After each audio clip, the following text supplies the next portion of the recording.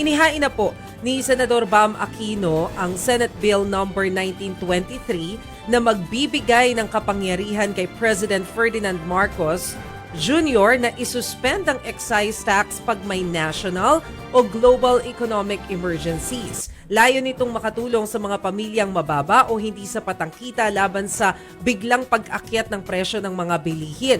Suportado ito ni na Senador Erwin Tulfo at Senator Bongo. Dagdag panigo, dapat na pagtuunan nito ng pansin at asikasuhin na mabigyan agad ng fuel subsidy ang mga sektor at pamilyang higit na apektado. Pero para kay Senator Sherwin Gatchalian, mas maigi na gamitin muna ang contingency fund ng Pangulo bago tuluyang suspendihin ang excise tax. Sarado pa rin ang Strait of Hormuz sa mga dumadaang vessel na naghahatid ng oil products. Ang suggestion naman ni Vice President sa isang Facebook post, umapela siya na lahat ng LGU na iban ang pag-organize ng mga motorcade at parada ng mga sasakyan bilang konsiderasyon sa pagtaas ng presyo ng produktong petrolyo. But as we all know, ang trigger point po talaga para makapagbigay ng subsidiya ay kapag umabot na ng $80 per barrel yung presyo ng ating Dubai crude.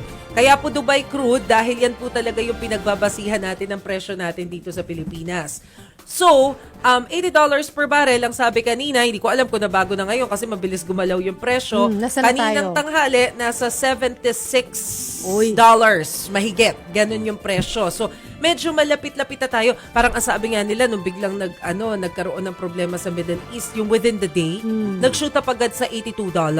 Pero bago naman matapos yung araw na yon, bumaba sa 76 to 78. So as of kaninang tanghali, nasa $76.50 po tayo. Hindi ko alam, baka nabago pagsasara ng market. Pero yan po yung magte-trigger para simulan yung pagbibigay ng fuel subsidy doon sa mga target sectors natin. But aside from that, may sinasabi kanina na baka pwede rin nating tulungan yung ordinary workers sa pamamagitan ng pagpapakalat ng mga, for example, mga free bus rides. Baka pwede yun.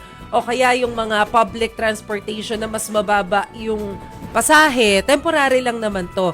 And isa pa nga po sa factor, itong sinasabi ni Senator Bam Aquino na baka pwedeng bigyan ng power itong si PBBM para i-reduce yung excise tax na yun din yung isa sa kinoconsider talaga ni PBBM kanina.